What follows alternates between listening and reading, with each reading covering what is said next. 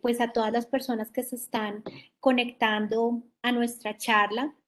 En primer lugar, quisiera pues darle la bienvenida a todas estas personas asistentes y también a nuestro conferencista Hernando Valencia Villa, en nombre propio, pero también en nombre de los estudiantes del Semillero de Investigación, Acción y Cambio Social Estructural de la Facultad de Ciencias Jurídicas y Políticas de la Universidad del Bosque.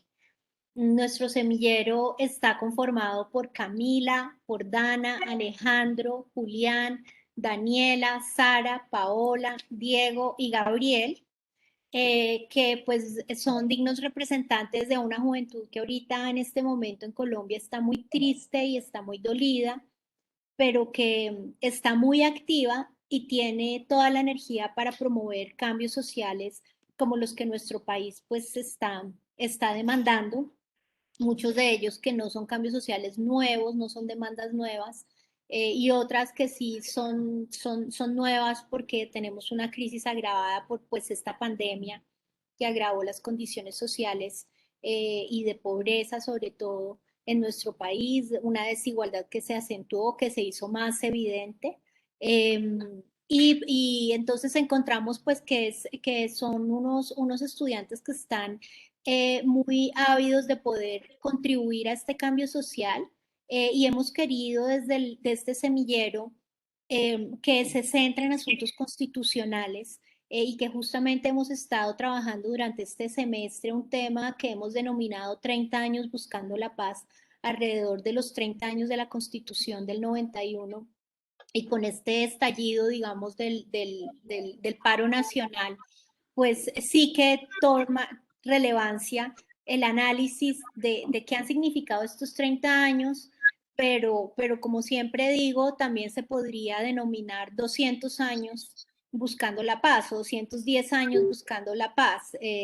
Se llama 30 años porque es alrededor de los 30 años de la Constitución, pero justamente hemos querido tener una perspectiva histórica, comprender de una manera más profunda de dónde venimos, qué elementos de esta crisis efectivamente son novedosos y qué otros elementos también son herencias tristes de nuestra historia, y también cuestionar un poco cuál es el rol, digamos, del derecho constitucional o de la mirada desde la Constitución a esta crisis. En estos días se ha venido y siempre que hay este tipo de crisis, pues sale la idea de hagamos una reforma constitucional. La Constitución está fallando, la Constitución nos está ajustando a nuestra realidad y a nuestras necesidades. Y hemos querido, digamos, trascender esa pregunta y verlo, como digo, en una perspectiva histórica. Y pues, ¿quién mejor pues que Hernando Valencia Villa, que estudió y que ha estudiado, ha sido un estudioso de esa historia constitucional y que tiene una perspectiva muy crítica respecto de el rol que las constituciones han tenido en nuestra historia de violencia y de exclusión social, y un poco pues tener una perspectiva un poco más serena respecto del rol que puede jugar cambios constitucionales en este tema. Entonces, la metodología va a ser que le voy a dar la palabra al doctor Valencia Villa por 50 minutos, que nos va a hacer una presentación magistral de estos temas de análisis respecto de un poco explorar la crisis actual desde una perspectiva histórica y desde la mirada de su obra Cartas de Batalla, pues que si bien es del 86 ha tenido ya 3 actualizaciones, si no me equivoco. Cuatro. Eh, 4, ok, perfecto. Cuatro actualizaciones. Entonces, un poco poder desde la mirada de cartas de batalla explorar y analizar la realidad de hoy. El doctor Hernando Valencia Villa nació en Pereira, es colombiano, pero es también ciudadano español. Es abogado de la Universidad Javeriana y maestro en leyes y doctor en Derecho de la Universidad de Yale. Fue procurador delegado para los derechos humanos en Colombia entre 1993 y 1995 y fue secretario ejecutivo adjunto de la Comisión Interamericana de Derechos Humanos de la OEA entre el año 98 y el año 2000. también profesor de Derecho Constitucional colombiano y comparado en la Universidad de los Andes entre el año 76 y 86, en la Universidad Externado de Colombia en los años 86 y 87, en la Universidad de Salamanca en el 96 y 97. Es cofundador y profesor investigador de Derecho Internacional de los Derechos Humanos en el Instituto de Estudios Políticos y Relaciones Internacionales de la Universidad Nacional de Colombia y profesor de Derecho Internacional de los Derechos Humanos de la Universidad Carlos III de Madrid en varios periodos, en la Universidad Complutense de Madrid en el 97 y el 98, en la Escuela de Paz de la Universidad Autónoma de Barcelona entre el 2006 y el 2014, en la Universidad de Siracusa en Madrid entre 2008 y 2015. En México ha sido profesor invitado de Derechos Humanos de Justicia Transicional, Justicia Penal Internacional y en la Cátedra Julio Cortázar de la Universidad de Guadalajara en el 2007 y en la Cátedra Alfonso Reyes del Instituto Tecnológico de Monterrey entre 2008 y 2011. Es autor de 7 libros de ensayo, entre ellos una historia constitucional de Colombia y un diccionario de derechos humanos, una biografía de Hannah Arendt, y ha traducido del inglés al español varios libros, entre ellos El derecho de gentes, de John Rawls, La idea de justicia de Amartya Sen. Mm, Quisiera mencionar algo que no está en su currículo, pero que pues para mí es muy importante y es que es socio fundador de la Comisión Colombiana de Juristas. Yo trabajé en la Comisión Colombiana de Juristas y pues es una ONG muy importante para el activismo y la defensa de los derechos humanos de Colombia y desafortunadamente está exiliado en España desde el año 1995 por su labor como defensor de derechos humanos. Entonces, bueno, sin más preámbulos, le doy la palabra entonces al doctor Valencia Villa para que nos ilustre con sus reflexiones. Muchas gracias. Buenas tardes desde Madrid, buenos días en Bogotá. Aprecio mucho la invitación de la Universidad del Bosque y especialmente de la profesora Iris Marín para compartir con ustedes en el día de hoy una serie de reflexiones sobre la Constitución del 91 en la perspectiva de sus primeros 30 años. Primero, entonces, quiero hacer 3 o 4 comentarios puntuales sobre la Constitución del 91, luego referirme a lo que yo considero que es quizá la cuestión constitucional más interesante y más importante que se le plantea hoy a Colombia, que es el proceso de paz eh, entre el gobierno del presidente Santos y la guerrilla de las FARC, y en particular el acuerdo de paz de 2016. Y finalmente, si hay algún tiempo, pues quisiera hacer un par de comentarios sobre la trágica coyuntura nacional que atraviesa actualmente Colombia con motivo del paro de las últimas semanas. La Constitución del 91, como es bien sabido, es la 16ª Constitución Nacional de la tradición colombiana, si se incluyen en primer lugar la Constitución de Cundinamarca de 1811 y en penúltimo lugar la Constitución de la República de Colombia de 1886. Lo que sucedió, como todos saben, es que lo que empezó en 1990 como la reforma constitucional número 67 de la Constitución entonces vigente, la número 15, la de 1886, se convirtió sobre la marcha gracias a la dinámica de un movimiento estudiantil y ciudadano inédito, sin precedentes en Colombia, en la nueva, en la novísima constitución del país, la número 16 de esa tradición. 3 comentarios puntuales. El proceso constituyente, es decir, el ejercicio mismo del poder constituyente que tuvo lugar entre nosotros en 1990 y 1991 fue ciertamente eh, inédito, sin precedentes, sin antecedentes directos, en la medida en que por primera vez en la historia del país, una amplia coalición de fuerzas políticas y sociales que nunca antes había ocupado un lugar bajo el sol y había participado de manera determinante en la formulación y promulgación de una nueva ley fundamental para el Estado colombiano, se constituyó gracias a la iniciativa de la llamada séptima papeleta,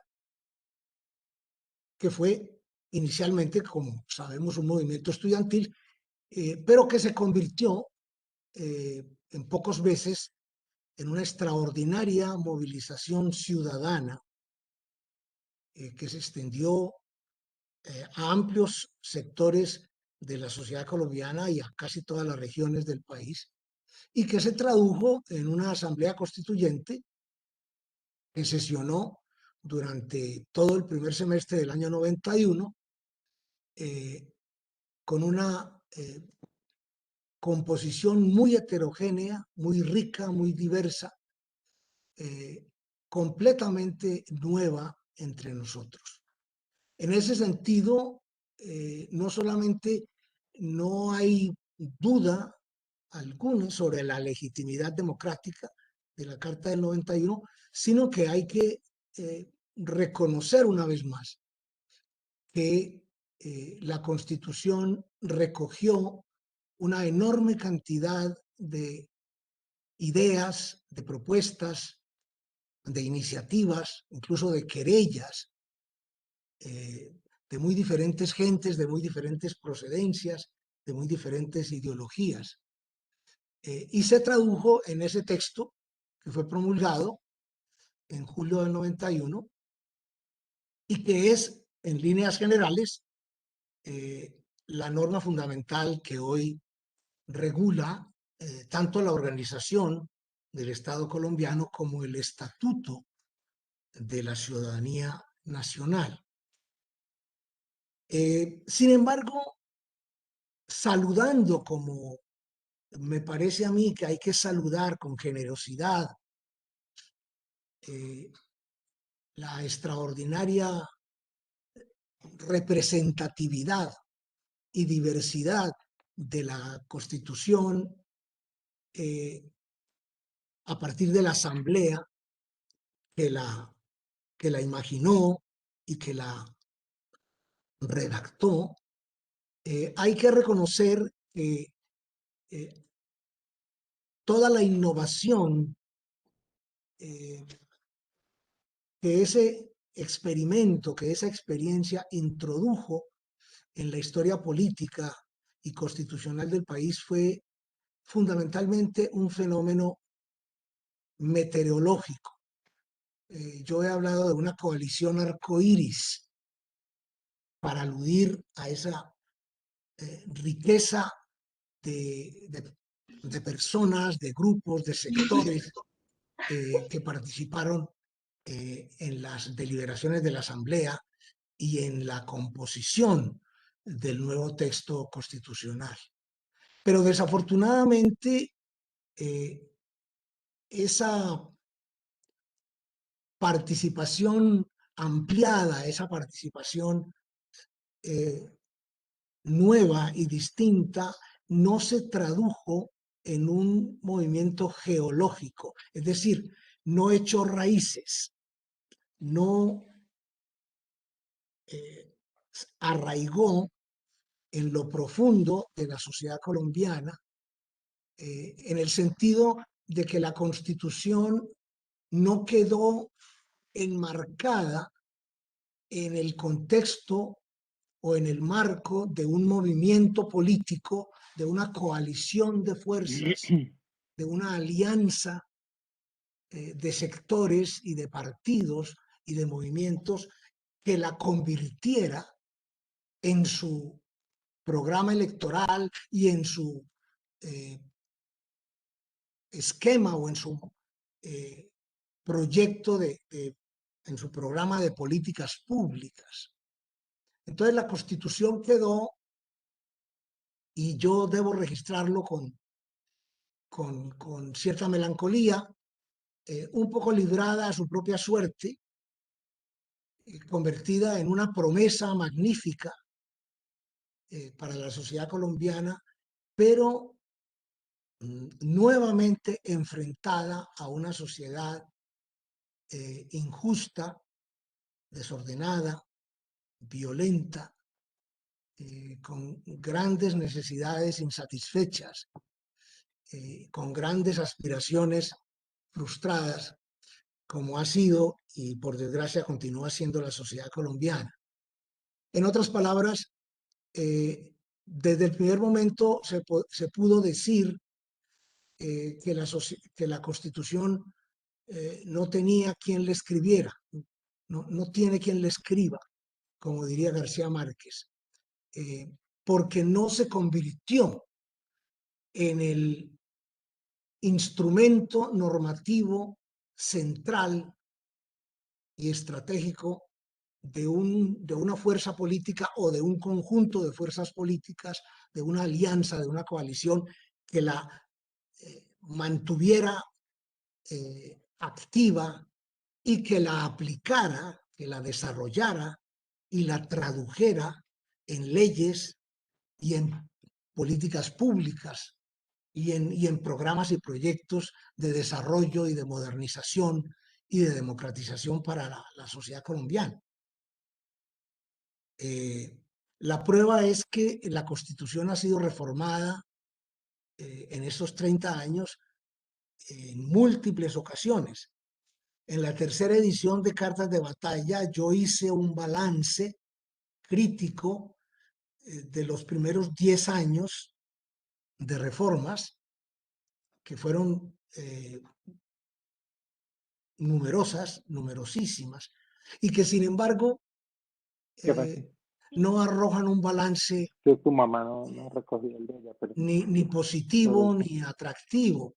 La mayor parte de las reformas que se le introdujeron a la Carta del 91 hasta el 2010 o fueron irrelevantes, eminentemente técnicas, instrumentales, coyunturales, o francamente regresivas, en contravía de lo que era y continúa siendo la orientación ideológica general y fundamental de esa carta, que es progresista, que es de democracia participativa, de democracia avanzada. Y me temo que las reformas que han ocurrido en estos últimos 11 años, hasta completar todas ellas, cerca de 50 enmiendas, siguen más o menos la misma tónica. Ha habido un puñado, muy pocas, que se pueden calificar como progresistas o avanzadas, pero la inmensa mayoría de esas enmiendas me parece que paralizan de alguna manera o por lo menos desaceleran toda la dinámica de reforma política y de modernización y de democratización que introdujo por su sola presencia, por su sola vigencia, la Carta del 91. En ese sentido, yo tendría que concluir, por lo menos en gracia de discusión, como hipótesis de trabajo de carácter provisional, que mi tesis sobre el carácter ideológico del reformismo constitucional en la historia de Colombia, como una estrategia preventiva del cambio y generadora del consenso, se ha prolongado y se ha incluso en algún sentido exacerbado en estos últimos 30 años. Sin embargo, yo quisiera recordar porque hay que dejar constancia de ello, que la Carta del 91 está atravesada, y también lo dije así en el capítulo adicional sobre esa constitución que yo escribí hace algunos años para Cartas de Batalla. Ese instrumento, ese texto, está atravesado por tres dinámicas básicas y fundamentales, que son la participación, la fiscalización y la descentralización, que en sí mismas son extraordinariamente positivas y al menos provisorias, esperanzadoras para el país. La Constitución es francamente participativa, incluye por vez primera mecanismos de democracia directa y garantías específicas y prácticas para la protección de los derechos fundamentales, que por otra parte están recogidos y sistematizados por primera vez en nuestra tradición en una Carta de Derechos, en un título segundo, muy completo y muy moderno, de última generación, podríamos decir. Con la misma lógica hay una dinámica de fiscalización, es decir, de ofrecer una serie de instituciones dentro de la Constitución y una serie de normas para hacer más efectivo el sistema de separación de poderes y sobre todo de frenos y contrapesos entre esos poderes, fortaleciendo los llamados organismos de control y vigilancia, como son la Procuraduría, la Defensoría, la Fiscalía, la Contraloría, etcétera. Y en tercer lugar, hay una dinámica incuestionable y también muy positiva como tal, por definición, de descentralización que el país había venido reclamando y que de alguna manera continúa reclamando hasta hoy. Sin embargo, lo que yo les pregunto a mis colegas de la Universidad del Bosque es qué tanto se ha avanzado en la práctica de manera empírica, en términos que puedan verificarse y que puedan probarse en la práctica de la acción del Estado y de la actividad de la sociedad civil en los frentes de la participación, la fiscalización y la descentralización. Yo personalmente, sin pretender responder por completo a la pregunta, me atrevería a sugerir que poco. Y el paro nacional, en un sentido muy polémico, en un sentido incluso muy trágico, es la confirmación de lo que estoy diciendo. El país todavía parece sentir la necesidad imperiosa de movilizarse, aún poniendo en riesgo muchas vidas humanas, para hacer valer sus querellas, para hacer valer sus reclamos, sus reivindicaciones en aspectos sustanciales de la política general, de la política social, económica de nuestro país.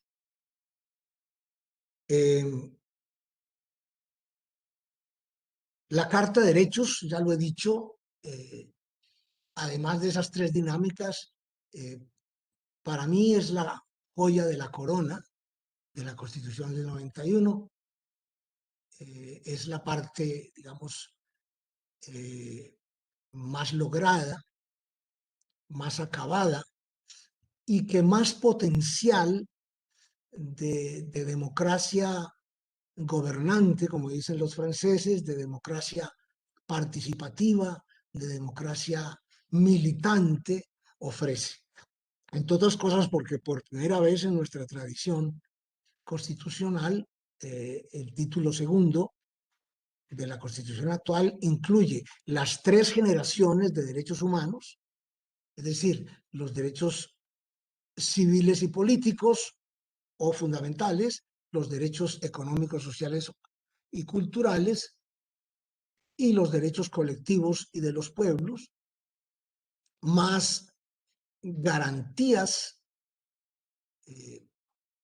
efectivas para la protección y la observancia de esos derechos y de esas libertades, y un capítulo también completamente desconocido entre nosotros sobre obligaciones y deberes de los ciudadanos.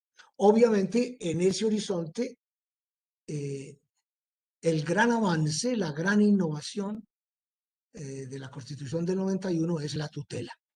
Y yo no tengo que recordarles que es una de las pocas instituciones constitucionales que ha funcionado y continúa funcionando bastante bien en Colombia y que ha permitido salvar vidas, libertades, derechos, garantías, haciendas, bienes y valores de muchos colombianos durante todos estos años.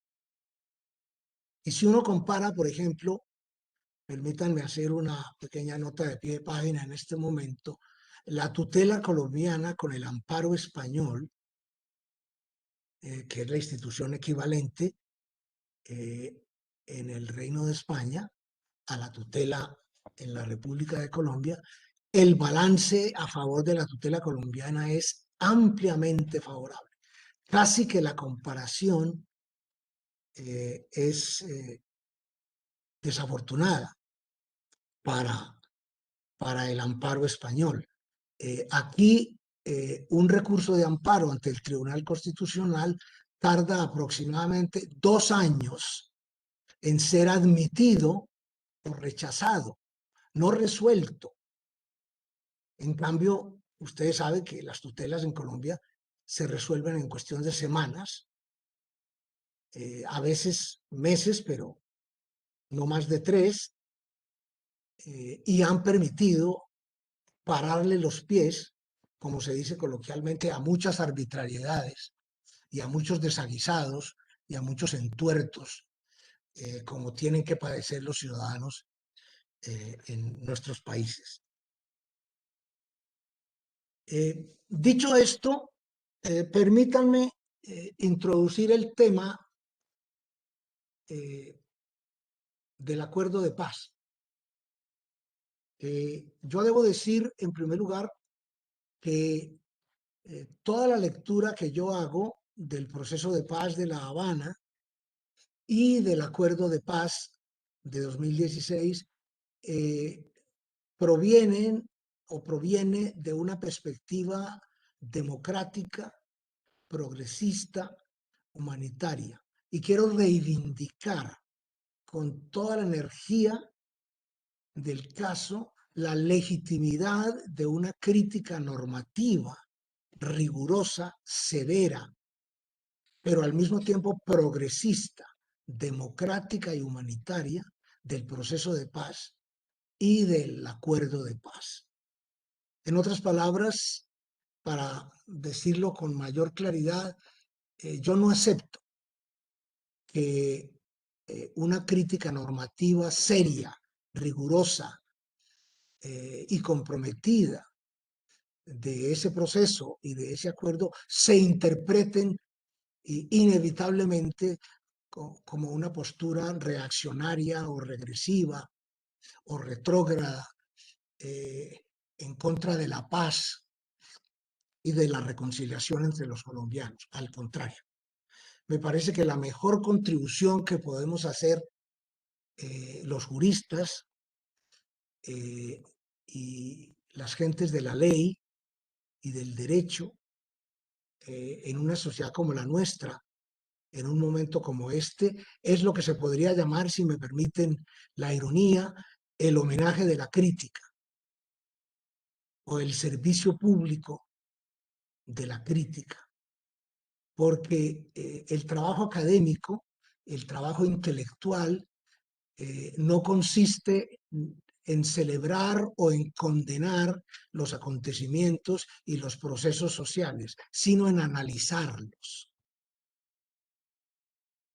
en estudiarlos, en examinarlos y en ofrecer con respecto a ellos buenas preguntas, hipótesis de lectura, líneas de interpretación, porque esa es nuestra función. Yo tengo un enorme respeto por nuestros colegas de otras disciplinas y durante muchos años, como profesor en Colombia y luego aquí en España, he defendido la necesidad imperiosa de que los profesores de derecho incorporemos de manera orgánica, a plenitud, las grandes categorías analíticas de la historia, de la filosofía, de la ciencia política, incluso de la psicología, del psicoanálisis, de la crítica literaria, en nuestro estudio del derecho y de los derechos. Eso es una cosa.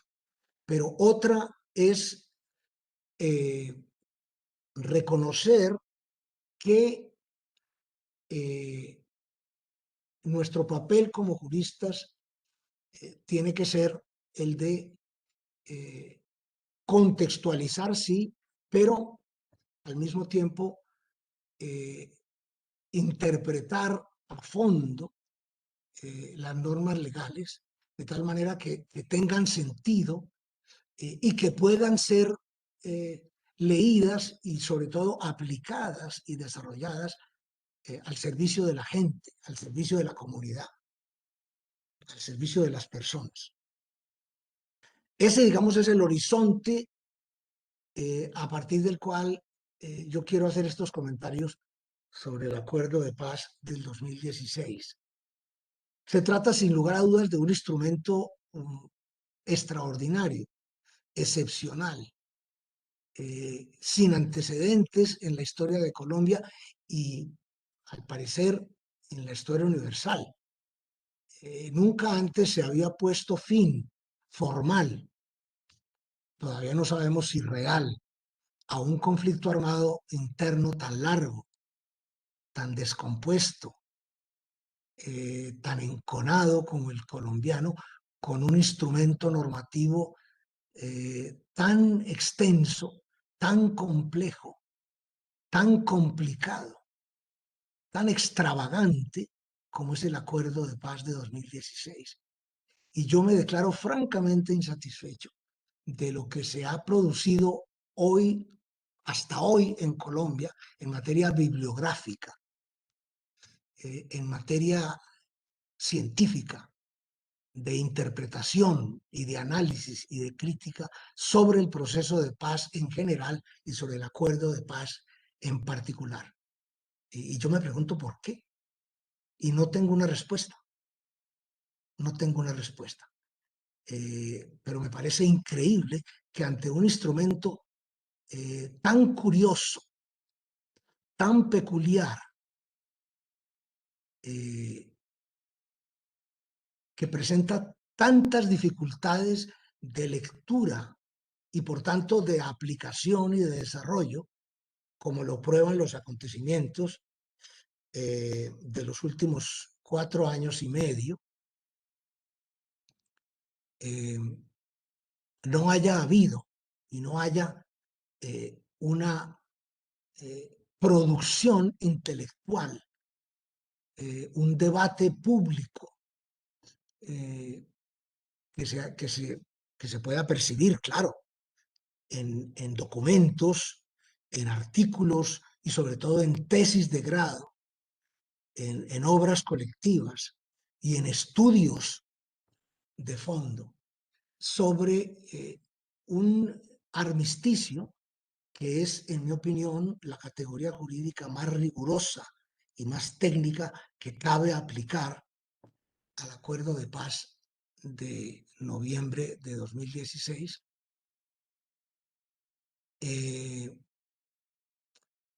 que es en realidad una anomalía. El acuerdo de paz, todavía no sabemos de qué clase de instrumento jurídico se trata. No sabemos si es una norma de rango constitucional o si es un convenio de rango internacional, si es un acuerdo especial de derecho humanitario, como afirman algunos, o si es un pacto político con implicaciones constitucionales e internacionales. En parte puede ser producto de mi impaciencia, esta perplejidad. Es posible que el Tribunal Especial para la Paz e incluso la Comisión de la Verdad, pero sobre todo el Tribunal, nos ofrezcan en los próximos años algunos elementos de juicio, algunos elementos de respuesta. Pero la academia legal, la comunidad jurídica colombiana tiene que hacer lo suyo y tiene que empezar a pensar mucho más seriamente y de manera mucho más productiva, mucho más efectiva. Porque para darles un par de ejemplos, el acuerdo de paz que pone fin formal, repito, al conflicto armado interno de Colombia en noviembre de 2016 es más extenso y más complejo que el Tratado de Versalles, que puso fin a la Primera Guerra Mundial y que fue firmado por 50 estados. Tiene más de 400 páginas y es extraordinariamente difícil de entender y de interpretar, y va a ser extraordinariamente difícil de aplicar y de desarrollar si es que se intenta algún día, que hasta hoy no se ha hecho o se ha hecho muy poco. ¿Por qué? Esa es la pregunta del millón. Yo no tengo una respuesta. Hay dos hipótesis posibles. O porque el conflicto armado interno al que pone fin ese instrumento era tan complejo, tan complicado, tan insólito y tan raro, que el instrumento con el que se le puso fin tenía que ser igualmente complejo, complicado, insólito y raro, o que es la otra hipótesis, la hipótesis, digamos, maquiaveliana, que se trataba de culminar el proceso de paz con un instrumento que cumpliera fundamentalmente lo que Pierre Bourdieu, el gran sociólogo francés, llama la eficacia simbólica del derecho. Es decir, la producción de normas jurídicas con el deliberado propósito de que no sean aplicadas. En eso consiste, según Bourdieu, la eficacia simbólica del derecho. Es decir, cuando el derecho es eminentemente simbólico y no práctico, es porque cumple un propósito eminentemente ideológico. Es decir, porque trata de responder de una manera mítica o mitológica a una problemática extramitológica, a una problemática práctica, a una problemática fáctica, es decir, a la pobreza, a la desigualdad, a la corrupción, a la violencia, a la injusticia. Eso no necesariamente descalifica el acuerdo. El acuerdo me parece que en los aspectos más relativos al desarrollo económico y social, como la parte relativa al desarrollo rural, la parte relativa al narcotráfico, la parte relativa a la participación política de los antiguos guerrilleros e insurgentes. Esos otros capítulos me parece que tienen una funcionalidad mayor que el capítulo al que se refieren necesariamente mis observaciones, que es el capítulo 5. el capítulo sobre justicia y sobre víctimas, es decir, el capítulo sobre las instituciones jurídicas creadas como resultado del proceso de La Habana, que son, como todos sabemos, el Tribunal Especial para la Paz, la Comisión de la Verdad y la Unidad de Búsqueda de las Personas Desaparecidas. Y en especial el Tribunal. Yo creo que la Comisión de la Verdad está haciendo un buen trabajo y seguramente nos va a ofrecer un gran informe que, por moderado o conciliador que sea, va a generar una formidable polémica que se puede anticipar ya en la sociedad colombiana, que va a producir muchísimas olas durante mucho tiempo. Y la unidad de búsqueda de los desaparecidos está haciendo un trabajo silencioso y muy importante con uno de los dramas humanitarios más terribles que existen, que es el de los desaparecidos. El tribunal, en cambio, va muy despacio. Ustedes me dirán, ¿por qué tiene que ir despacio? Sí, claro que sí. Pero la justicia tiene que ser no solamente garantista y transparente, sino relativamente rápida. Relativamente rápida. El país ha esperado muchos años, más de 50, para que nos entendamos, para esclarecer, castigar y reparar los innumerables crímenes atroces, los innumerables crímenes internacionales perpetrados por todas las partes contendientes a lo largo del conflicto armado desde 1964, para contar únicamente desde el levantamiento de las FARC hasta la firma del acuerdo, la firma definitiva en noviembre 24 de 2016. Yo no quiero cometer una injusticia, ni siquiera una indelicadeza con mis colegas del Tribunal Especial para la Paz, entre quienes hay magníficos juristas y todos ellos buenos ciudadanos, pero sí creo que ese tribunal tiene que ofrecerle relativamente pronto al país respuestas de fondo, respuestas de mérito sobre por lo menos algunos de los crímenes más graves perpetrados por todas las partes contendientes, repito, durante el conflicto armado.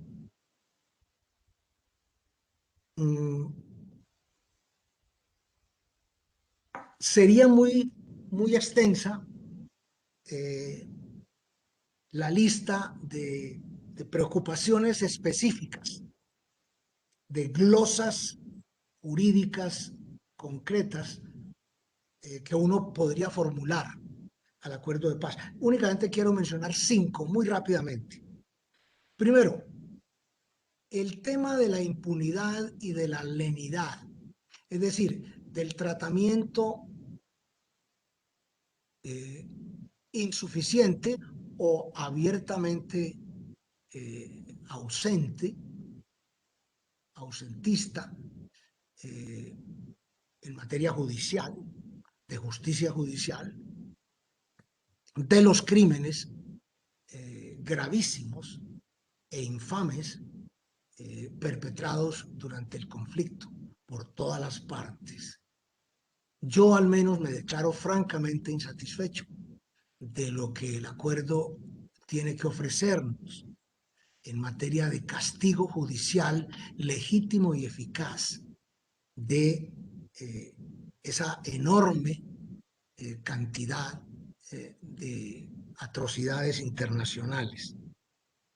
Entre otras cosas porque yo tengo la sospecha de que el acuerdo no es un ejercicio de justicia transicional para que nos entendamos, sino sobre todo de justicia reparadora o reparativa, que es cosa distinta, importante también, útil también, pero si me permiten recordar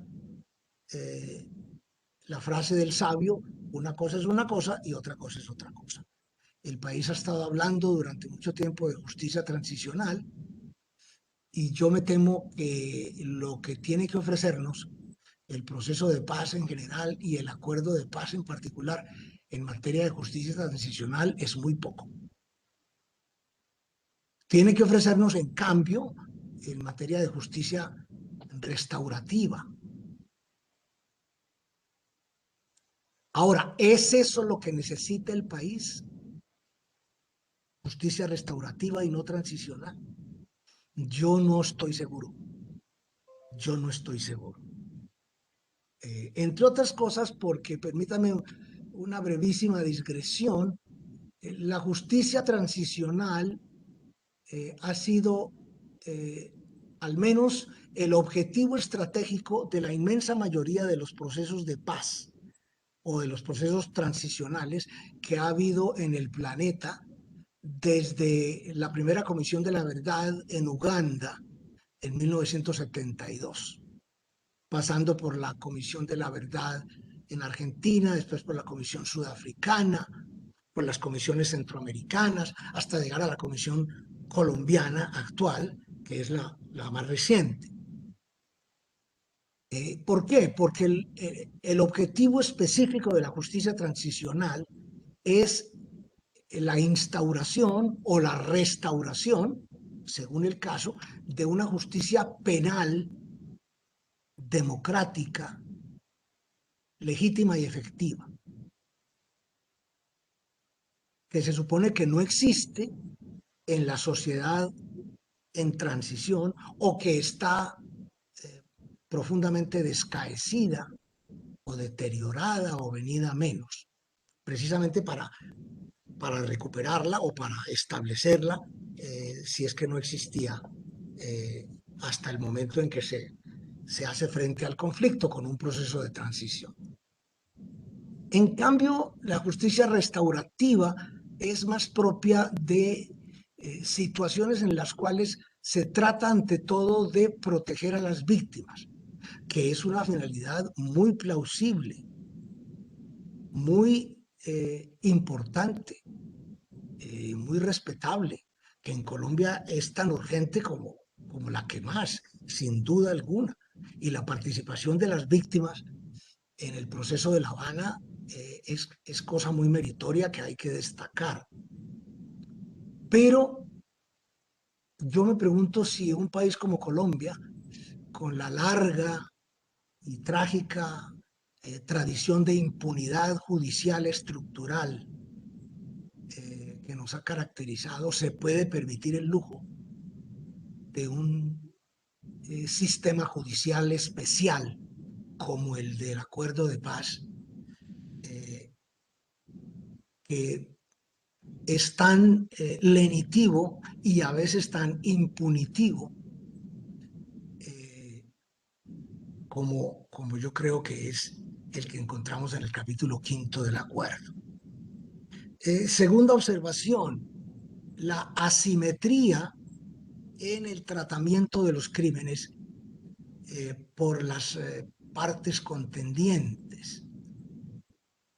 El derecho penal en general y la justicia penal democrática en particular tienen que hacer acepción de personas, claro que sí. Es decir, tienen que distinguir la responsabilidad de los individuos en cada caso, en cada momento, en cada lugar, respecto de cada víctima o de cada grupo de víctimas, en el contexto de las normas penales sustantivas y procesales que son aplicables a cada caso. Eso por descontado, alto y claro. Pero eso no significa que exista una relativa discriminación como la que yo encuentro en el acuerdo entre los insurgentes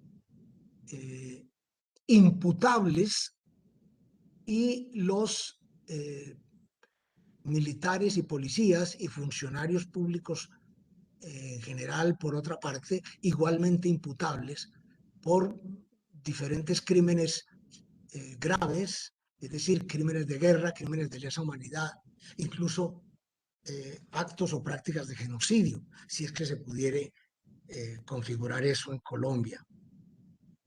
Y hay ahí unas diferencias que sería muy largo entrar a analizar en detalle, pero que quiero plantear así muy rápidamente. En tercer lugar, el Tribunal Especial para la Paz se parece bastante, que es cosa que me preocupa enormemente, a un tribunal internacional, porque tiene lo que los internacionalistas llaman la competencia de la competencia. Los juristas más sofisticados dicen en francés la compétence de la compétence. Es decir, por definición, todo tribunal internacional tiene la potestad de determinar el carácter y el alcance de su propia jurisdicción. En eso consiste tener la competencia de la competencia, lo cual significa que todo tribunal internacional carece de superior jerárquico. Es absoluta y radicalmente autónomo. Y predicar esa condición del Tribunal Especial para la Paz puede resultar muy complicado para el país. Y yo me pregunto si los juristas colombianos se lo están preguntando en serio, si el país está preparado para tener un tribunal especial para la paz que en la práctica va a ser completamente autónomo, sin superior jerárquico dentro del ordenamiento jurisdiccional y constitucional del país. Cuarto, que es una preocupación tan obvia que ha pasado completamente desapercibida, el carácter pétreo, es decir, irreformable del acuerdo. El acuerdo no se puede reformar. Es más, el presidente Santos, dicho sea con todos mis respetos, sostuvo recientemente, hace muy pocas semanas, que el acuerdo no se podía modificar ni siquiera por una reforma constitucional, ni siquiera por un referéndum o consulta general a la ciudadanía colombiana. A mí me parece que como toda obra humana, como toda norma jurídica compleja, repito, complicada, sí, pero como toda obra humana, el acuerdo de paz de 2016 es reformable. Puede y en algunos aspectos, en mi opinión, debe ser reformado. Al menos debería existir esa posibilidad teórica. Y última observación, que es la de más fondo, yo no estoy seguro de que el acuerdo esté realmente enmarcado en lo que se llama hoy el derecho de la humanidad. Es decir, la convergencia creciente entre el derecho internacional de los derechos humanos, el derecho internacional de los conflictos armados y el derecho penal internacional, que es lo que la jurista argentino-estadounidense Ruth Taitel llama el derecho de la humanidad, que debería ser obviamente su punto de referencia, su horizonte de referencia, porque estamos hablando de un tratado, de un pacto, de un acuerdo de carácter normativo en principio, no de un simple convenio político, sin sujeción a ningún derecho, a ningún ordenamiento, a ninguna tradición valorativa y normativa. Y en este sentido, yo me pregunto si el país es consciente del clima profundamente pragmático, por no decir maquiavélico, utilitario, en el que se formó y se formuló y se firmó el acuerdo de paz. Bien, dicho esto, tres observaciones finales sobre el paro nacional. Desde la distancia del exilio, yo no quisiera cometer ninguna torpeza y simplificar, ni siquiera con un breve comentario, un fenómeno muy grave y muy complejo y muy costoso, muy oneroso, que ha significado la vida de tantos colombianos y la salud y la estabilidad y la seguridad de tantos otros. Simplemente quisiera recordar tres cosas que podríamos comentar en la conversación posterior. En primer lugar, no hay que olvidar ni por un momento que hay una dialéctica muy fuerte y muy intensa y muy enérgica entre la injusticia y la violencia, entre la violencia y la injusticia. La injusticia se alimenta de violencia y al mismo tiempo la produce, la reproduce. Por tanto, sin justificar en absoluto, para nada, de ninguna manera, en ningún momento, los excesos de vandalismo que ha habido en estas últimas semanas, sobre todo por parte de los manifestantes, de los ciudadanos, en el ejercicio legítimo de su derecho de manifestación y de su derecho de reunión. Sí debo señalar que con unos niveles de desigualdad y de precariedad y de incertidumbre que gravitan brutalmente sobre la vida de las personas y de las familias, es muy difícil esperar un comportamiento pues absolutamente pacifista, absolutamente pacífico, no violento, por parte de la sociedad civil en Colombia. Dicho esto, hay que condenar también con toda la energía del caso los excesos de la fuerza pública, los abusos de la fuerza pública, entre otras cosas porque quien tiene más poder tiene más responsabilidad. Esa es una ley de hierro de las democracias. Y puesto que la policía colombiana es la detentadora de las armas de la República para la protección de los derechos de los ciudadanos y de las libertades y de las garantías fundamentales, los ciudadanos tenemos no solamente el derecho, sino la obligación de exigirles altos estándares de buen comportamiento y de respeto y de profesionalismo en el cumplimiento de esa función. Segundo, sin entrar en el debate puramente político-electoral o político-partidista, es muy evidente que la actual administración que gobierna el país no es una entusiasta partidaria del proceso de paz de La Habana, ni mucho menos del acuerdo de paz de 2016. Al contrario, como lo han sostenido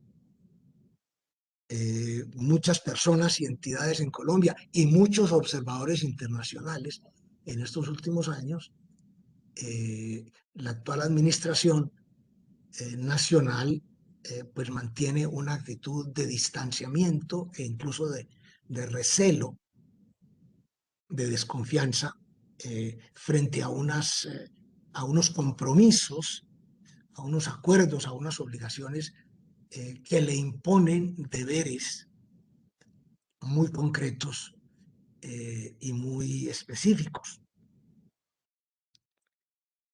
Y una última reflexión que no sé si se esté haciendo en este momento en el país.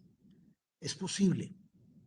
Si así fuere, pues me disculpo por insistir. Pero no hay que olvidar tampoco que la policía en Colombia es una institución militar. La policía en Colombia pertenece a las Fuerzas Armadas, o mejor dicho, a la fuerza pública en sentido amplio, pero está encuadrada, está enmarcada institucionalmente desde el punto de vista organizacional en el Ministerio de la Defensa. Y esa es, cuando menos, una rareza en los países democráticos, donde en cambio lo que suele haber es una policía civil, una policía ciudadana, una policía que, si bien puede portar las armas del Estado de manera exclusiva y, por supuesto, civilizada, se supone que no está organizada ni funciona con la misma lógica de las instituciones militares propiamente dichas, sino con una lógica distinta, con una lógica mucho más cercana a la gente de la calle, mucho más protectora. Quiero insistir en el adjetivo que me parece clave en este contexto. Y ese es un debate que hay que dar en Colombia. Y me parece que las facultades de Derecho pueden contribuir con propuestas, con reflexiones, con investigaciones, con iniciativas de diverso orden, para ir buscando. Y en ese aspecto yo sí sería partidario de una reforma constitucional. Yo vería con buenos ojos una reforma constitucional para revolucionar por completo la prestación de ese servicio público entre nosotros. Dejo en estos términos mi exposición y les agradezco su atención. Y si les parece, pues entonces pasamos a una sesión de preguntas y respuestas. Pero la profesora Iris tiene la palabra. Bueno, doctor Valencia Villa, muchas gracias por sus reflexiones. Creo que ha sido una intervención sumamente provocadora por varias frases, digamos, muy que llegan como al centro de la discusión. Por ejemplo, que la Constitución del 91 fue un fenómeno meteorológico que no se convirtió en un movimiento geológico. O la Constitución no tiene quien la escriba, porque esa Constitución se quedó allí sin dolientes, sin una agenda pública, social, política de los actores políticos relevantes para avanzar hacia ella. Yo personalmente no soy tan pesimista, pero entiendo que hay razones para hacerlo, porque efectivamente la crisis actual nos muestra un panorama que reta todos esos contenidos constitucionales y se pregunta sobre hasta qué punto fueron un compromiso político y social de la ciudadanía y de todos los sectores que están a cargo, digamos, de la conducción día a día del país. Em, Luego también un estudio, digamos, del acuerdo de paz bastante crítico, que plantea como desde una perspectiva del servicio público de la crítica que me parece muy interesante, o de un homenaje, el homenaje de la crítica, que creo que es muy valioso y creo que esa serenidad y esa posibilidad de hacer esas preguntas, creo que en parte quisiera pensar, creo que se la da el hecho de estar fuera de Colombia, en el sentido de que, y también frente a la pregunta de por qué no se ha escrito tanto de manera profunda, reflexiva respecto del acuerdo de paz y sus implicaciones políticas y jurídicas, y creo que en parte puede obedecer a la polarización en la que nos encontramos en este país, del sí y el no, en el que solo se puede estar o de acuerdo con el acuerdo de paz o en desacuerdo con el acuerdo de paz. Y cualquier crítica es vista como un desafío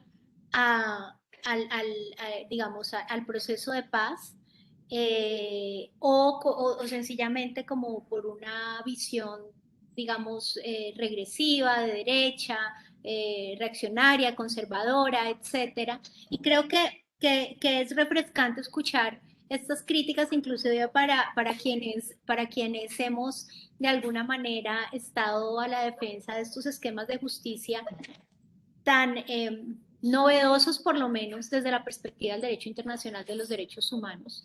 Eh, pues esta diferencia que marca y que trae de la diferencia entre justicia restaurativa o reparativa que traería la JEP frente a una justicia más transicional propiamente dicha o justicia penal, también trae un debate muy profundo que se ha dado, inclusive se ha dado en sede de la jurisprudencia constitucional que revisó las normas de implementación del acuerdo de paz, y que le sigue apostando a que las sanciones restaurativas de todas maneras sí tienen un elemento retributivo de sanción penal, pero creo que eso estará por verse, si efectivamente logran ser un elemento que cuestiona la impunidad histórica de Colombia, o si es un elemento que manda un mensaje de aquí los crímenes no son tan graves. Esa es, digamos, la tensión a la que nos enfrentamos en Colombia, pues el reto que tiene ahorita el sistema integral de verdad, justicia y reparación, y particularmente la jurisdicción especial para la paz. Y luego, digamos, una vista final um, a la protesta social y a los momentos actuales que vive el país, tal vez herederos de problemas históricos, de nuestro intento de construir una nación que nos agrupe a todos y que tengamos un hilo común a pesar de todas nuestras diferencias. Eh, y tal vez un tema que se aborde efectivamente en cartas de batalla, y es la reforma que quedó pendiente a las fuerzas militares en esa constituyente de 1991, y pues allí el rol de la policía. En estos días también se ha comentado mucho en nuestro país el asunto de que tenemos una policía y una fuerza pública que está acostumbrado al conflicto armado, y a ver todo problema, digamos, todo problema de conflictividad social que genere algún tipo de violencia como un problema de enemigos, de conflicto armado, en el que hay que tomar posición, etcétera. Y creo que allí hay también un debate como muy profundo respecto del rol de la policía que nos trae el profesor Valencia, en el marco jurídico y en el marco constitucional colombiano. Eh, y asimismo, la idea de la dialéctica fuerte entre violencia e injusticia.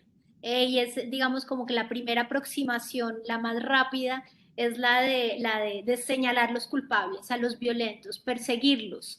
Eh, y como es absolutamente elemental que se debe rechazar la violencia, el uso de la violencia, pues es legítimo pedir que les caiga todo el peso de la ley, etcétera. Pero nos propone el profesor Valencia una reflexión un poco más profunda y en no solo ver la violencia como el síntoma superficial, sino también la injusticia como un problema más profundo que nos invita a una reflexión también más profunda y unas discusiones un poco más estructurales. Entonces, con estas pues ideas que arbitrariamente rescato de una exposición larga y con muchos elementos, quisiera entonces abrir,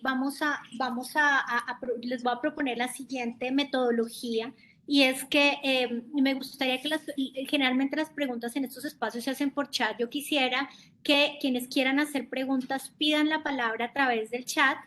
Vamos a hacer una primera ronda de preguntas en la que les voy a dar la palabra y van a poder encender las cámaras. Les voy a pedir que sean muy breves y que no vayan digamos, a aprovechar demasiado el tiempo para que podamos participar la mayor cantidad de personas posibles y asimismo escuchar las respuestas del profesor Valencia. Entonces voy a hacer una primera ronda.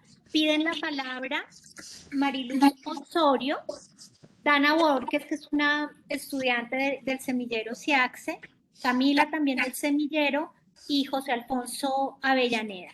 Entonces, les doy la palabra en este orden para que hagamos una primera ronda de preguntas. Entonces, bueno, les voy a pedir, y perdón, Joan Ubaque, particularmente si puedes apagar tu micrófono, que está generando interferencia. A todas las personas que no estén hablando les voy a pedir que apaguen el micrófono para que no haya interferencias. Y le voy a dar entonces la palabra a Mariluz Osorio Quiseno. Buenos días. En primer lugar. Buenos días, muchas gracias por este espacio.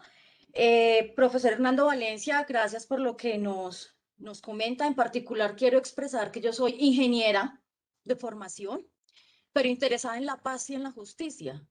Y un poco lo que usted decía sobre por qué la universidad no estudia estos temas. Yo estoy estudiando una maestría en ingeniería industrial y he tenido inconvenientes porque me dicen, es que usted es ingeniera, usted no debe hablar de justicia. Y entonces, entender el sistema de justicia me ha costado un montón. Me ha costado muchísimo. He intentado traducir todo lo que está escrito en los documentos pues, que normalmente ven los abogados y los de ciencias políticas, traducirlos a diagramas de ingeniería. Pero mi pregunta puntual para usted, o sea, ¿qué falta o qué debería pasar para que los ciudadanos entendamos este sistema? Porque parte de que los ciudadanos colombianos no puedan acceder a la justicia es que no la conocemos. La educación es nula, ¿sí? Es muy bajita o nula, sobre todo en estratos socioeconómicos bajos. Entonces, ¿cómo acercar las escuelas de derecho a la ciudadanía? ¿Cómo también abrir esos espacios? Yo puedo hablar de justicia en ingeniería porque hay un método matemático que se llama Data Envelopment Analysis que me permite estudiar el desempeño del sistema de justicia. O sea, ya lo hice, ya estoy ahí. La dificultad son los datos, ¿sí? Pero el modelo matemático existe y ya está hecho. Espero sustentar dentro de poquito. Y esa es la primera pregunta, ¿sí? ¿Cómo acercar las diferentes profesiones al tema de justicia?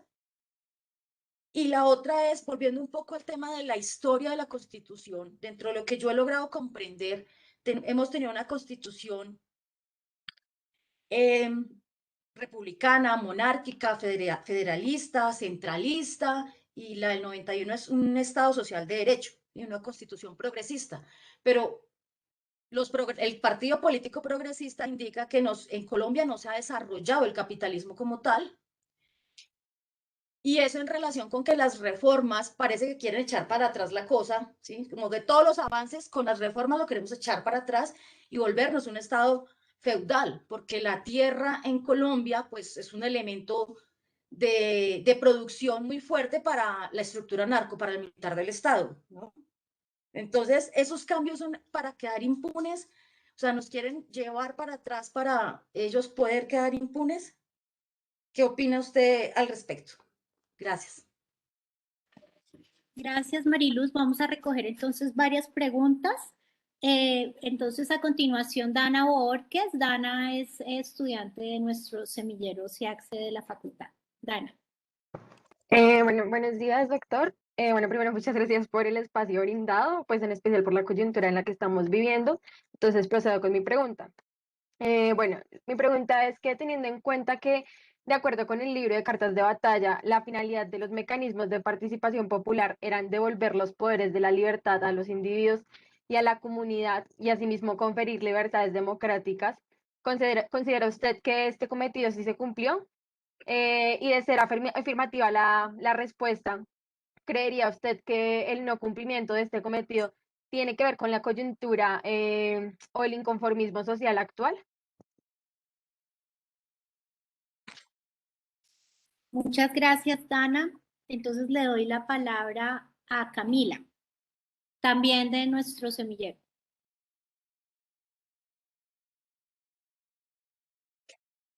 Me parece que ya me están viendo. Sí. Entonces, bueno, buenos días también, profesor Valencia. Y bueno, también con respecto al libro Cartas de Batalla, que se hace un recorrido histórico interesante, quisiera preguntar su opinión sobre una tesis que leía por estos días y es si considera que el estallido social que estamos viviendo en estos días, que pues además es lamentable, podría ser atribuible al proyecto nacional que impulsó la élite criolla hace 200 años.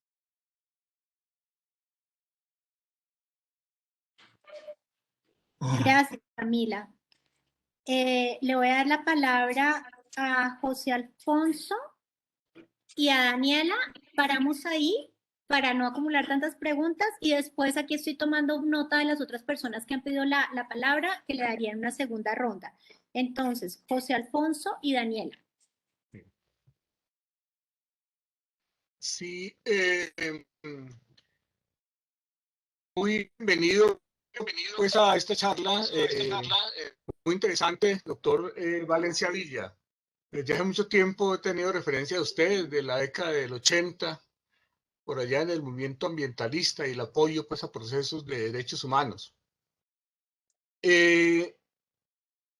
Yo tengo una consideración, un par de consideraciones y un par de preguntas para el profesor Villa, Valencia Villa.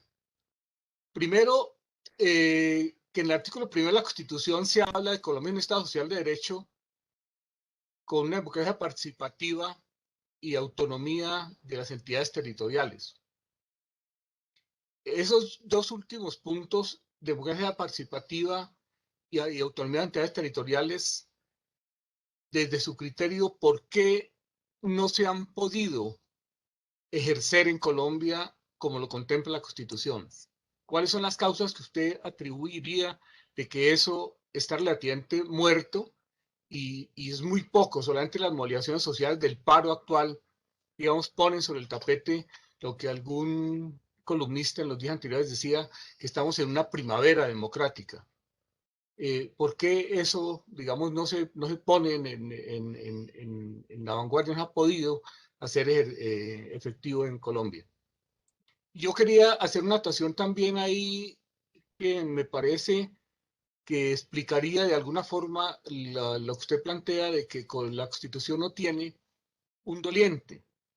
Y yo quería recordar, doctor Valencia Villa, que la votación para la Asamblea Constituyente en el año 91 fue menor que la del Parlamento, que había sido derogado por la Constitución, fue derogado precisamente por la Constitución del 91. Entonces, la votación parlamentaria fue superior a la votación por la Constitución, por la Constituyente. Ahí sí difiero un poco con su planteamiento, porque, o mejor dicho, quiero explicar por qué no hubo un doliente. No hubo un doliente porque el movimiento generó la Constitución del 91, los estudiantes y obviamente enmarcado dentro de un proceso de paz con varios sectores de la guerrilla que había propiciado Barco, no tuvo una connotación social en los movimientos sociales y en la ciudadanía en Colombia tan grande como para que se hubiera generado una constitución que pudiera ser respaldado posteriormente por un doliente que no lo ha tenido. En efecto, en eso concuerdo con usted, pero quiero recordar ese elemento. Segundo aspecto sobre el proceso de paz, eh, habría que mirar y analizar que no, pensé que hoy lo iba a tocar y no entiendo por qué no lo tocó, pero bueno, el hecho de que el proceso de paz y particularmente el gobierno actual trabaja sobre el hecho de que el proceso de paz se hizo obviamente con una guerrilla de más de 50 años, pero no logró tampoco, digamos, un respaldo ciudadano por la misma condición de que el gobierno de Santos no hizo una pedagogía, para que el plebiscito se votara masivamente, sino que fue digamos, de alguna forma, diría yo, cómplice en que el plebiscito que se hizo para si aprobaba o no estuvo por el gobierno de Santos de alguna forma llevado a que se fuera derrotado porque no hubo una pedagogía y nombró un personaje como César Gaviria para que liderara ese proceso y eso fue, digamos, causa, digamos, de que se perdiera ese plebiscito a favor del proceso de paz. Y por lo tanto, tener en cuenta de que el gobierno actual entró, y lo dijeron claramente, para hacer trizas el proceso de paz, y lo que tenemos hoy en Colombia es la afirmación de que de muchos ángulos de análisis se ha hecho de que realmente la guerra en los últimos 20 años la ganó Pablo Escobar y quienes están al mando de esos Pablo Escobar en el gobierno actual, y por eso no hay doliente ni hay, digamos, a esos procesos de la Constitución del 91 ni el proceso de paz. Yo quería mirar cómo mira usted ese elemento, digamos, del narcotráfico en la vida colombiana y si ganó o no ganó la guerra o cuál es el papel en el régimen actual. Muchas Gracias. gracias, José Alfonso. Muchas gracias, José Alfonso. Entonces terminamos con esta primera ronda con la pregunta de Daniela, también del semillero.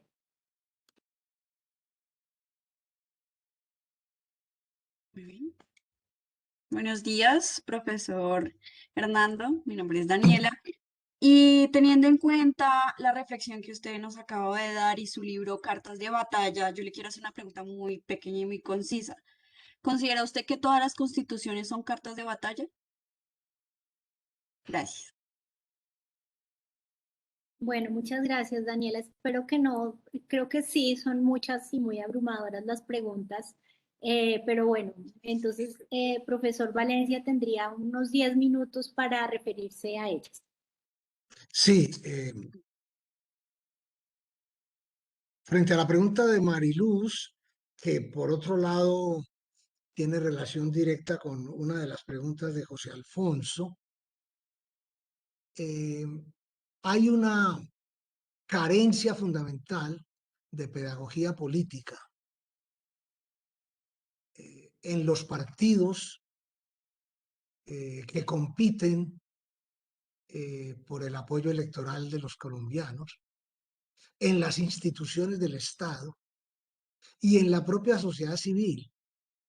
Nosotros hemos dado por descontado que incluso que la gente que tiene la suerte de pasar por el sistema educativo, especialmente si culmina la secundaria y más aún si pasa por la universidad, está enterada de cómo funcionan la Constitución y las leyes y cuáles son los derechos y los deberes de los ciudadanos y sobre todo cuáles son las posibilidades de acción, de movilización, de participación de la gente.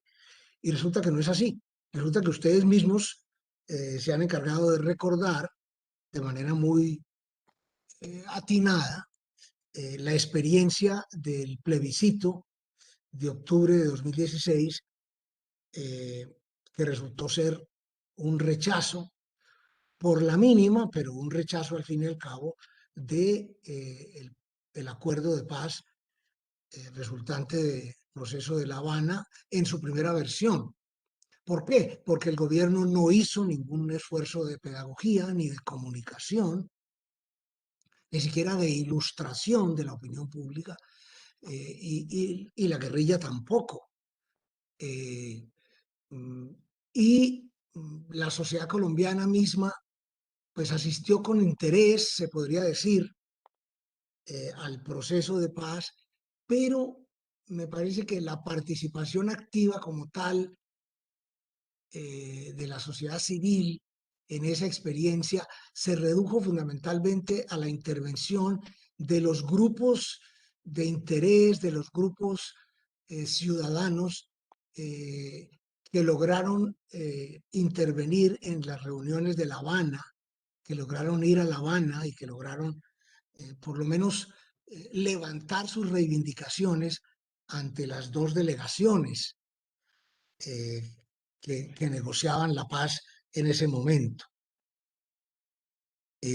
Pero hay pues un defecto fundamental que atraviesa de un extremo a otro el Estado y la sociedad civil en Colombia en materia de pedagogía democrática, de pedagogía ciudadana, y que se traduce, y este también es para Mariluz y para casi que los demás que preguntaron, en una precariedad enorme de los partidos y de los movimientos políticos y sociales que pretenden representar a la ciudadanía, que pretenden agenciar, articular las reivindicaciones de la sociedad civil. Yo diría que esa entre varias, probablemente entre muchas, es, en mi opinión, la debilidad fundamental. Esa es la causa de las causas. No tenemos fuerzas políticas independientes,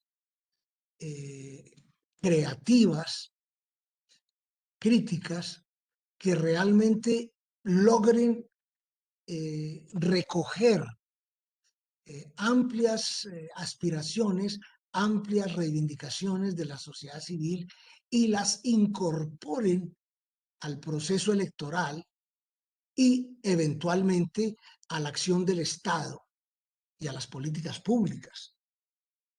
Y yo creo que la gran tarea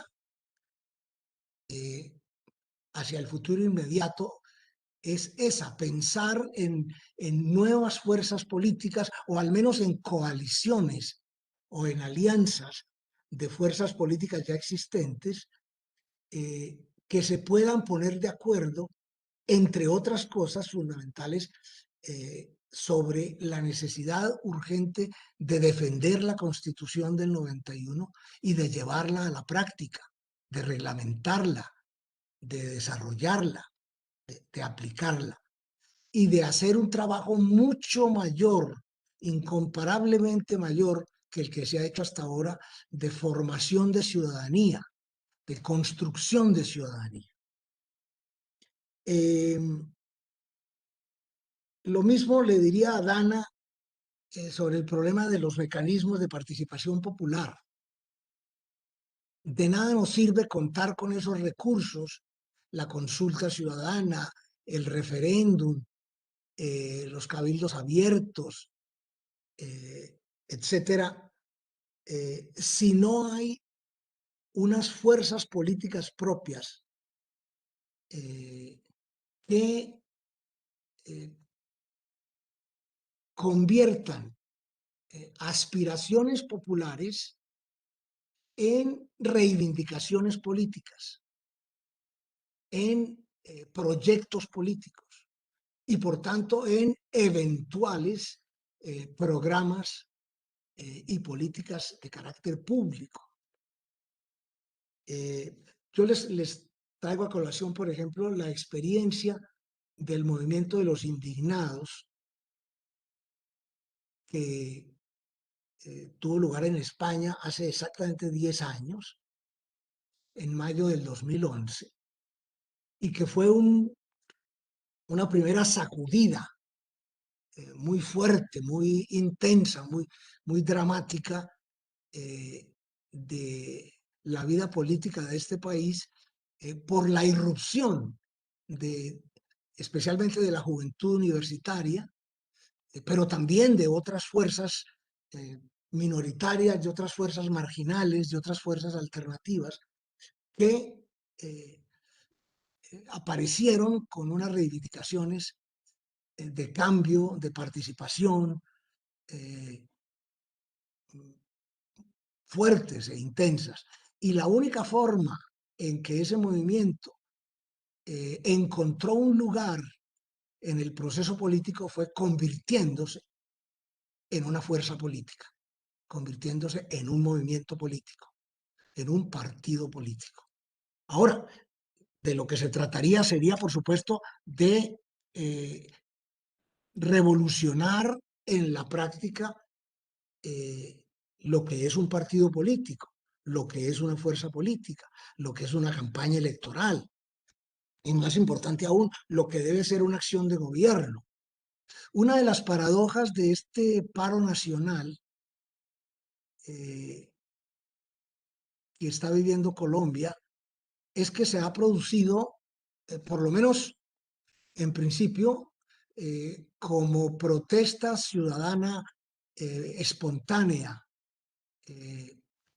contra una reforma tributaria inconsulta y muy regresiva planteada por el gobierno en plena pandemia.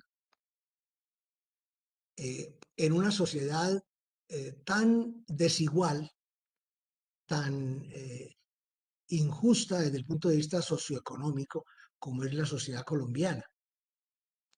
Y digo que es una paradoja porque si algo necesita Colombia en materia de justicia social y económica es un esfuerzo que no se ha hecho básicamente nunca en los 210 años de historia independiente que tenemos en materia de redistribución del ingreso. Y probablemente los dos mecanismos históricamente más eficientes de redistribución del ingreso en las sociedades modernas y contemporáneas son la reforma agraria y la reforma tributaria. Ahora, estamos hablando de una reforma agraria redistributiva y de una reforma tributaria redistributiva, es decir, una reforma tributaria que establezca impuestos progresivos sobre las rentas de capital, no sobre las rentas del trabajo, etcétera. Y esa para mí es una de las ironías más sangrientas de lo que está pasando hoy en Colombia, que la sociedad civil se ha levantado muy espontáneamente, con mucha fuerza y con mucha dignidad y con mucho coraje para rechazar una reforma tributaria inaceptable, pero probablemente una de las cosas que el país necesita con más urgencia, pero en serio, claro, en un contexto completamente diferente y en una perspectiva abiertamente democrática, es una reforma tributaria redistributiva que cargue el acento sobre las rentas del capital y no sobre las rentas del trabajo. La pregunta de Camila, el estallido que ha significado este paro, evidentemente es el resultado de largas frustraciones, de antiguas querellas, de viejas aspiraciones insatisfechas, de viejas necesidades incumplidas o insatisfechas en el frente del empleo, los servicios públicos, el acceso a los beneficios del Estado Social de Derecho, es decir, a la educación pública, a la sanidad pública, etcétera, etcétera. Lo mismo a José Alfonso, que ha hecho dos preguntas muy interesantes. Yo le diría que, primero, yo no hablaría de la victoria del narcotráfico. Yo hablaría más bien de su persistencia, de su prolongación, obviamente catastrófica para el Estado y la sociedad civil en Colombia. Si hay un factor que enrarece y corrompe y complica tremendamente la vida de los colombianos y la marcha de las instituciones en el país es el narcotráfico. Pero no le concedamos la victoria. Yo creo que el país sigue teniendo reservas de imaginación, de dignidad, de democracia, como para hacerle frente a eso. Y yo insistiría en que no tenemos una democracia participativa, ni hay una autonomía de las entidades territoriales por la carencia de una cultura democrática, de una auténtica cultura democrática, que incremente, por ejemplo, significativamente los niveles de votación y de participación en las instituciones en general, que se traduzca en nuevas fuerzas políticas, en nuevos partidos, en nuevas alianzas, en nuevas coaliciones, y que se comprometa con la aplicación práctica de muchas normas constitucionales y legales que están ahí disponibles y que tienen un potencial de cambio y de transformación. Y a Daniela le diría pues que sí, desafortunadamente seguimos teniendo cartas de batalla. La que menos se adecúa a ese calificativo, que desafortunadamente no es solo una metáfora, sino, en mi opinión, una cierta descripción empírica de lo que han sido las normas constitucionales entre nosotros. La Constitución que menos responde a esa definición es, por fortuna, la del 91. Pero si el país no se apropia de ella, en el mejor de los sentidos, si el país no la convierte en un proyecto de democratización, de participación, de fiscalización, de descentralización, pues corremos el riesgo de que se convierta en eso. Y lo propio, si me permiten, guardadas proporciones, cabría decir del acuerdo de paz. Si el acuerdo no se aplica y se desarrolla de una manera más dinámica y definitivamente democrática, en dirección, digamos, a una mayor justicia, a una mayor reconciliación entre los colombianos, pues el riesgo de que se quede como una carta de batalla, una extraña carta de batalla, es grande. Gracias, profesor Valencia. Bueno, le voy a dar la palabra a dos preguntas más que tenemos. Una es de Diego Medina, también de nuestro semillero, y luego Jason Vargas. Entonces, Diego, sí. Buenos días, ya casi buenas tardes, doctor. Mi pregunta es la siguiente. ¿De qué forma se puede combatir la estructura rígida y anquilosada de la idea del derecho actual de nuestro país, la cual nos impide extrapolar el contenido de las normas constitucionales a la realidad de la población nacional?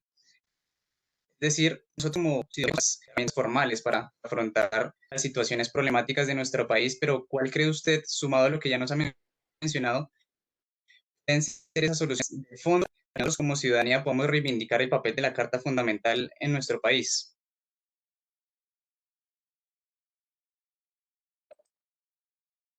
Gracias, Diego. Se escuchó un poco entrecortado, pero creo que, no sé, profesor Valencia, si alcanzó a tomar la pregunta. Sí, cómo no. Sí, perfecto. Bueno, Jason, entonces. Buenos días, casi tardes, maestro. Primero que todo, muchísimas gracias por esta charla tan importante y tan enriquecedora que pues en estos momentos es importante. Mi pregunta va direccionada bueno, son como varias preguntas. Primero, es como, tal vez no se necesita repensar un poco la estructura democrática del país y que, o sea, ¿cuál sería, bueno, cuál cree usted que sería la mejor forma para que de verdad sea una democracia menos representativa y más participativa?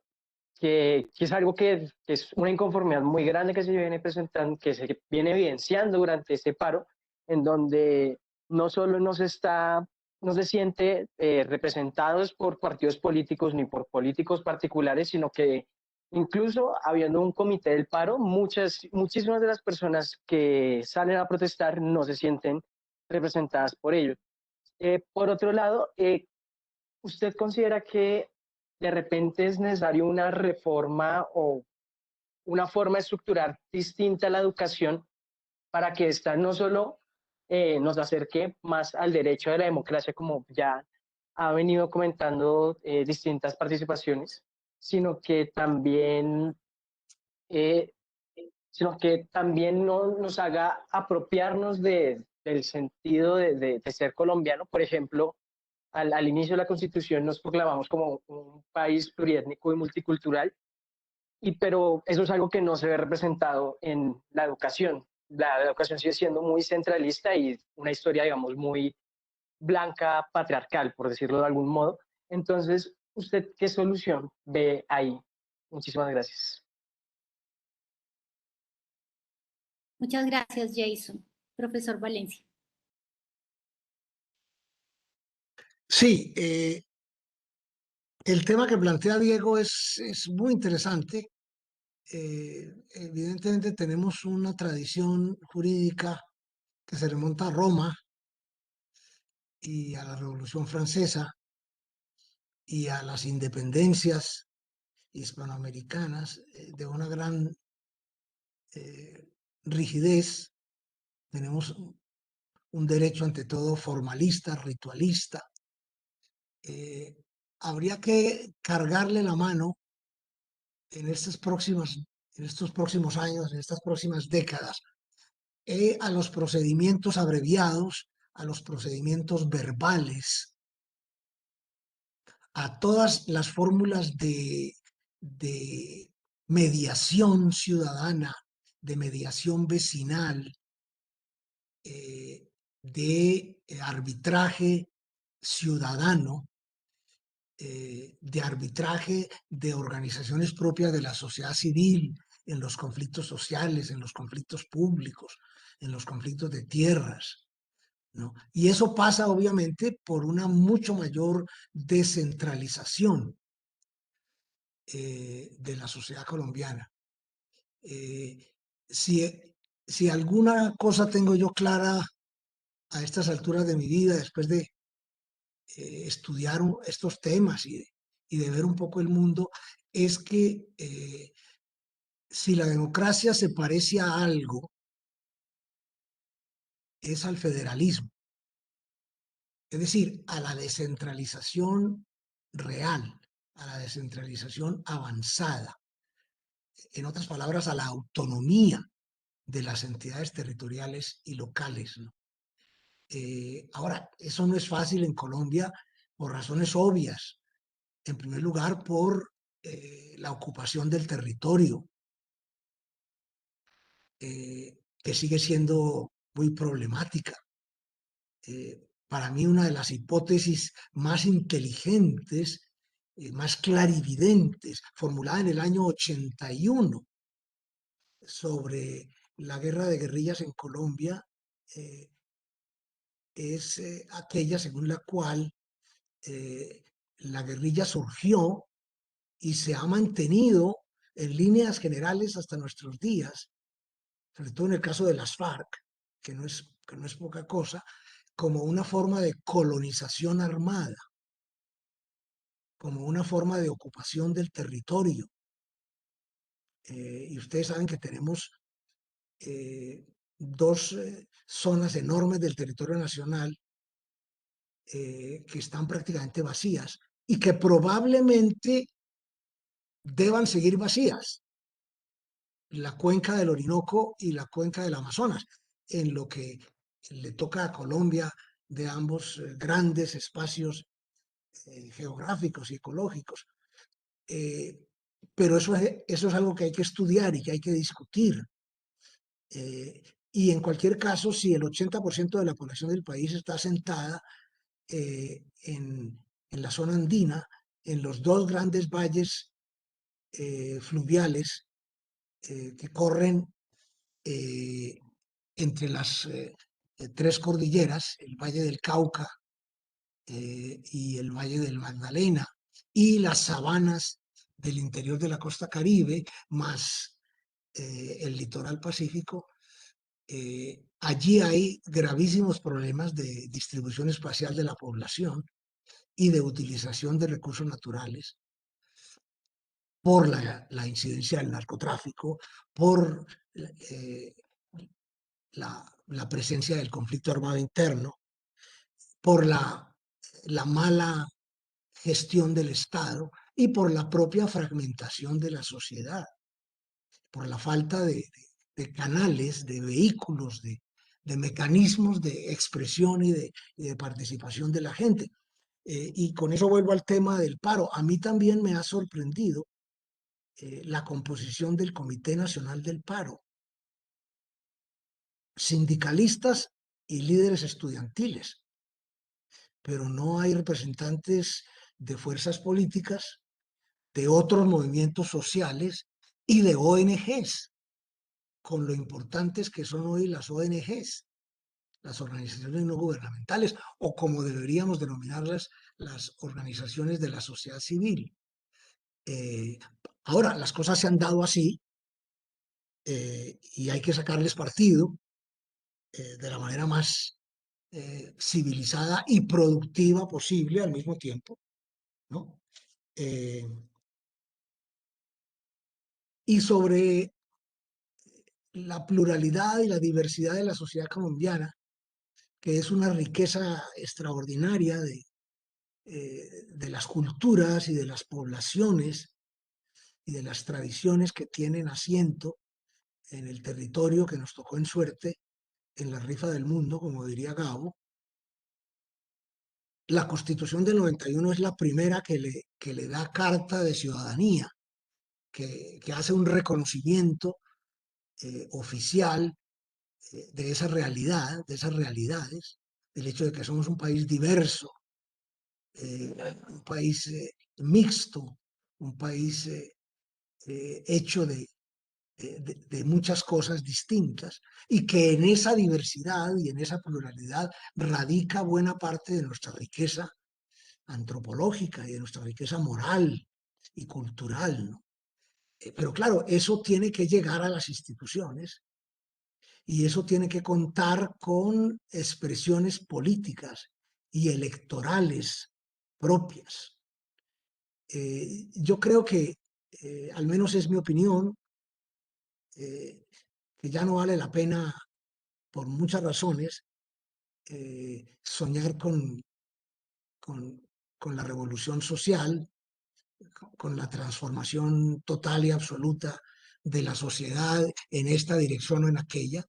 Tenemos que pensar en reformas, ahora en reformas de verdad, en reformas avanzadas, en reformas serias, en reformas comprometidas y en varias reformas. Yo he mencionado la reforma agraria. Colombia es el único país de América Latina de su tamaño relativo, es decir, entre los países medianos y grandes de la región, que no ha hecho reforma agraria. Y es el único país junto con Brasil que tiene todavía la frontera agrícola abierta, es decir, que tiene procesos de colonización en curso, en actividad, con lo que eso significa de bueno y de malo. Y sin embargo, el país sigue aplazando en una huida hacia adelante muy impresionante y muy patética, la reforma agraria que sabe que tiene que hacer, como la reforma tributaria redistributiva, que sabe que tiene que hacer. Ahora, en materia judicial, varios de ustedes se refirieron a eso, Yo soy partidario de procedimientos abreviados, procedimientos verbales, procedimientos orales y procedimientos rápidos, lo cual no significa precipitados o torpes o arbitrarios, significa procedimientos efectivos que le respondan a la gente, a sus dramas, a sus problemas, en términos razonables, en términos de semanas y de meses, pero no de años. Ahora, el país es joven todavía. Alguien decía hace tiempos que los problemas de Colombia no son problemas de vejez, sino problemas de juventud, que son problemas de una sociedad en crecimiento, de una sociedad en búsqueda de sí misma, que no ha encontrado su propio rostro, que está tratando, por ejemplo, de terminar la construcción del Estado Nacional. Y todavía no lo hemos conseguido. Y buena parte de lo que significan el narcotráfico y la guerra de guerrillas y el paramilitarismo tiene mucho que ver con la falta de un proceso de construcción nacional que no culmina, que no se perfecciona, que no lleva a buen término. Ahora, eso toma generaciones, pero por otra parte tampoco somos tan jóvenes, ¿no? Y tampoco estamos tan a la intemperie. Yo sé que en Colombia hay muchísima injusticia, muchísima miseria, muchísima precariedad, y el hecho de que exista una sola persona en la miseria ya de por sí es un mentís para tantas proclamas y para tantas consignas y para tantas banderas. Pero Colombia es considerada en el concierto internacional como un país de renta media. Es decir, como un país que se compara con sociedades en desarrollo o subdesarrolladas con una cierta funcionalidad, en las cuales la mayor parte de la población está en las ciudades, en las cuales ya hay una clase media educada, en la cual todavía hay universidades y sindicatos y una clase empresarial pequeña, mediana y grande, y un potencial de recursos naturales grande, frágil, muy frágil. Yo tuve la suerte de trabajar en 2 ocasiones con el antiguo INDERENA, el Instituto de Recursos Naturales Renovables, que hoy es el Ministerio de Medio Ambiente, en los años 70 y después en los 80. Aprendí mucho y me enamoré hasta hoy de la causa ambiental, que me parece una de las grandes causas de nuestro tiempo y lo que viene, lo que falta. Pero una de las cosas que aprendí es que el país tiene una extraordinaria riqueza natural muy frágil, muy vulnerable. Las selvas tropicales son espléndidas en materia de biodiversidad, pero son extraordinariamente frágiles, como lo está demostrando, por ejemplo, el Brasil, con el desgreño con que está manejando la Amazonia, con la forma absolutamente irresponsable, criminal, como se está permitiendo allí la destrucción de la selva amazónica para establecer ganaderías y agroindustrias, cuando probablemente la riqueza competitiva de una economía como la brasileña, como una economía como la colombiana, radica en un manejo más inteligente, más hábil de los recursos naturales que tenemos, de los suelos que tenemos, de las selvas que tenemos, de los valles fluviales, del régimen de lluvias que tenemos. En fin.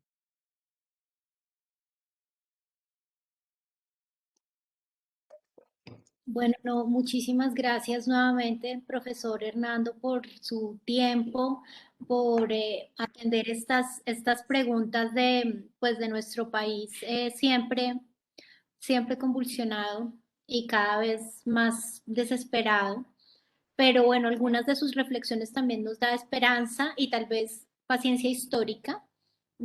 Cuando hablaba ahorita del tema de si será que somos, que tal vez todavía somos relativamente jóvenes como nación, pues dice uno, bueno, esperemos a ver si al alcanzar la mayoría de edad rompamos ese pacto que hemos tenido histórico con la violencia y la falta de escucha entre nosotros. Entonces, no, muchísimas gracias de nuevo por su tiempo, a todas las personas que asistieron, a los estudiantes del semillero también. Gracias por promover este espacio y bueno, esperemos que pronto podamos hacer nuevas charlas para seguir reflexionando sobre estos temas. Muchísimas gracias entonces. Muchas gracias a la profesora Iris y a todos ustedes por su atención y por su participación. Ha sido un gran placer y mucha suerte. Bueno, igualmente. Hasta luego a todos y todas. Hasta luego.